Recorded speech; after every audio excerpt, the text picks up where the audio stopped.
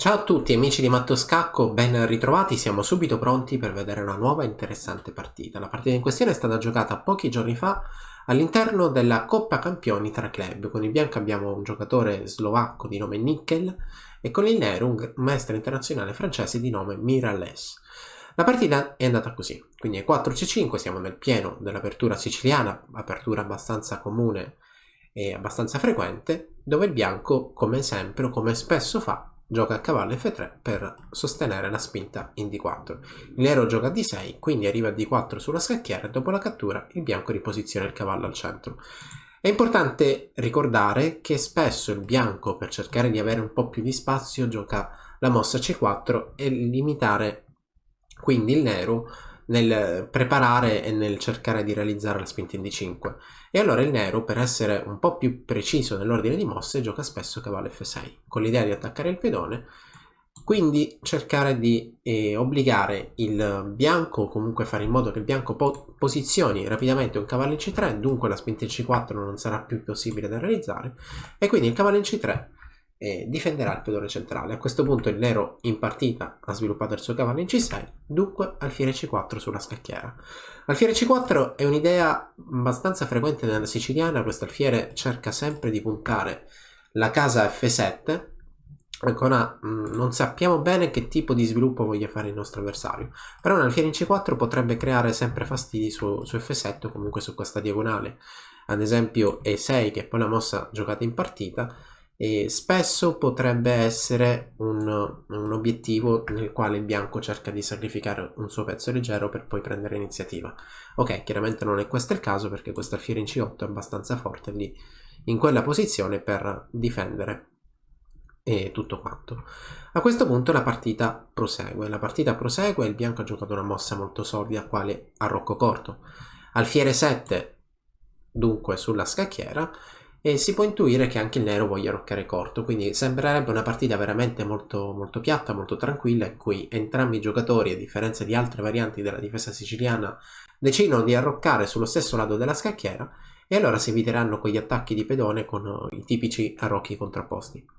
Alfiere 3, la decisione del bianco. Alfiere 3 non è una mossa che mi piace particolarmente, perché prima o poi arriverà un momento in cui il nero cercherà di far D5, quindi prendere spazio al centro, e questo alfiere magari in E3 potrebbe soffrire un po'. E per quale motivo? Perché in caso di spinta in D5 da parte del nero e il bianco ricattura, io riprendo di cavallo e la mia idea potrebbe essere dar fastidio a questo alfiere in E3. Ok, non sappiamo ancora come andrà il gioco, ma effettivamente dopo arrocco corto, donna E2, perché bisogna cercare di dare un senso a tutti i pezzi, donna E2 probabilmente vuole liberare la colonna per la torre.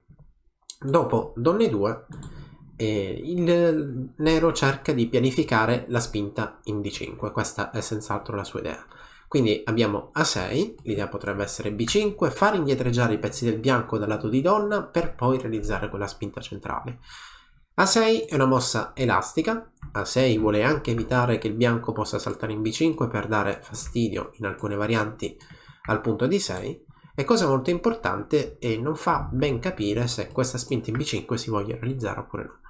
Un seguito potrebbe essere, un proseguo della posizione potrebbe essere torre D1, il nero cattura, a questo punto B5, attacco l'alfiere si sposta, l'alfiere in B7 sta benissimo, e come vedete questo alfiere in B7 domina un po' tutta la diagonale lunga, la diagonale maggiore delle case bianche. A questo punto la partita potrebbe proseguire con il nero, che cercherà di realizzare questo attacco, questa iniziativa sulle case bianche, e chiaramente ritornerà sempre prima o poi in questa spinta in D5 che darà molto gioco. In partita dopo A6 il bianco rispose con F4, e a questo punto F4 si può notare che crea qualcosa, crea un indebolimento su questa diagonale. Adesso la domanda potrebbe essere: qual è il modo più rapido per aggredire questa diagonale e cercare di prendere spazio, ma soprattutto dar fastidio a questo alfiere di case nere, unico difensore del bianco? E la risposta è questa. La risposta è D5. D5 è una mossa che il nero cerca sempre di realizzare nella siciliana, e cerca di realizzare questa spinta soprattutto quando il bianco magari indebolisce il suo lato di re. D5 ha l'idea di guadagnare un tempo, una mossa importante sull'alfiere in C4, quindi a questo punto in caso di alfiere in D3 seguirebbe semplicemente la cattura in E4, e ovviamente si rischia di guadagnare delle mosse perché questo cavallo in D4 in questo momento, in questo istante, non è molto difeso. Se intendi migliorare la comprensione del tuo gioco, allora vienici a trovare all'interno dell'Accademia di Matto Scacco. E allora a questo punto, dato che D5 diventa una mossa forte perché guadagniamo un tempo sul pezzo leggero, il nero decise di catturare. A questo punto la cattura di pedone sembra molto forte, sempre per guadagnare quel tempo. Ma in realtà l'idea è un'altra. L'idea, per i più attenti, è che quest'alfiere prima o poi sosterrà e appoggerà un cavallo che salterà in G4 dando fastidio al difensore delle case nere. Se quest'alfiere dai 3 andasse via, il nero prende un po' il sopravvento lungo questa diagonale, quindi lungo la diagonale nera. E allora bisogna un po' essere precisi con l'ordine di mosse, perché qui è vero che si può giocare cavallo G4 ed è senz'altro l'idea importante della partita. Si potrebbe anche giocare torre 8, sempre puntando indirettamente alla donna. Torre 8 è la mossa della partita e la domanda potrebbe essere cosa accadrà mai se questa donna magari andasse in F2. Se la donna andasse in F2 probabilmente cavallo G4 è già risolutiva. Attacchiamo la donna, attacchiamo l'alfiere. La donna si sposterà, a questo punto catturo l'alfiere, lui mi riprende e ovviamente si può intuire che la torre da lontano guarda la donna del bianco. A questo punto in questa posizione c'è una mossa concreta che vincerà, che è alfiere C5. Alfiere C5 attacco la donna, ma in realtà attacco anche il cavallo, quindi in questa posizione il nero guadagnerà del materiale. E allora, se la donna non può andare in F2, probabilmente dovrebbe andare qui. Vediamo se effettivamente cambia qualcosa, perché cavallo G4 comunque sia potrebbe arrivare, così come potrebbe arrivare anche alfiere G4. Alfiere G4 sempre per cercare di creare difficoltà nel contatto tra donna e alfiere. Entrambe le mosse che ho proposto andranno bene, perché qui c'è una mossa ancora bella come alfiere C5 che chiaramente cerca di creare della tattica contro l'alfiere in E3. Su una mossa come torre E1 per sostenere ulteriormente l'alfiere, senza pensarci molto, torre per E3 darà un chiaro vantaggio, una chiara iniziativa al nero.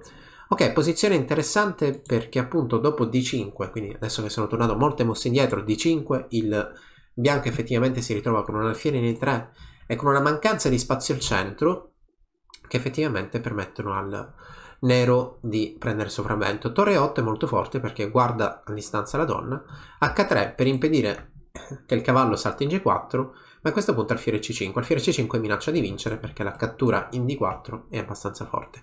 Donna F2 sulla scacchiera e, come annunciavo prima, il colpo tattico torre per E3. Ovviamente non possiamo catturare, altrimenti alfiere per D4 sarà risolutiva, sarà devastante, sarà vincente. E quindi cavallo per C6 è l'unica intermedia, però si può intuire che c'è qualcosa di strano perché questo alfiere si trova sulla stessa diagonale del re e della donna avversaria e l'unica chiusura della diagonale è data dalla nostra torre, quindi prima o poi questa torre la sposteremo. Pedone per C6 sulla scacchiera perché il cavallo comunque stava attaccando la nostra donna. Il cavallo bianco si sposta e a questo punto si va un po' verso la tattica. Donna B6, altra mossa molto interessante, la torre non si può catturare altrimenti alfiere per E3 inchiodo la donna dietro il quale si trova il re. E allora bisogna fare qualcosa di concreto. B4 sulla scacchiera, alfiere D4, attacco la torre, qui ci sono tutti i pezzi abbastanza sotto pressione, quelli del bianco, quindi C3, ma adesso in realtà torre per D3 guadagna almeno un pedone. Dico almeno un pedone perché effettivamente in questa posizione io ho appena catturato un alfiere e con il mio alfiere di case nere sto attaccando la donna e quindi dopo il cambio qui ho almeno guadagnato un pedone, però in realtà la posizione è così comoda che prima o poi cadrà almeno un altro pedone. Torre D2 sulla scacchiera e qui il nero decise o meglio, il bianco decise di abbandonare, quindi il nero vinse per un semplice motivo. Adesso le donne si devono cambiare e dopodiché il pedone B4 è un obiettivo, è un target, prima o poi cadrà, bisognerà difenderlo e il nero facilmente riesce a attivare i suoi pezzi. Allora qualcuno potrebbe chiedersi, beh, qui è tutto da giocare, ci sono tanti pezzi in gioco, perché il bianco decise di abbandonare?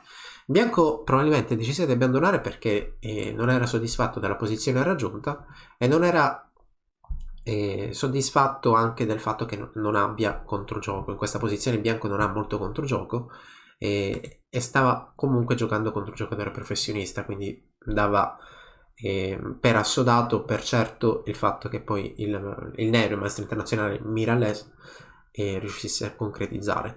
Rivediamo un po' come è andata la partita, quindi apertura siciliana, cavallo F6, dettaglio importante per obbligare il bianco a giocare cavallo C3, la partita continua, alfiere C4, abbiamo detto essere una mossa attiva, e qui c'è qualcosa di strano. A6 è una bella mossa e probabilmente la migliore reazione contro A6 poteva essere alfiere B3. Alfiere B3 per sottrarsi a B5 e per sottrarsi all'idea di subire D5, facendo guadagnare un tempo ai pezzi del nero.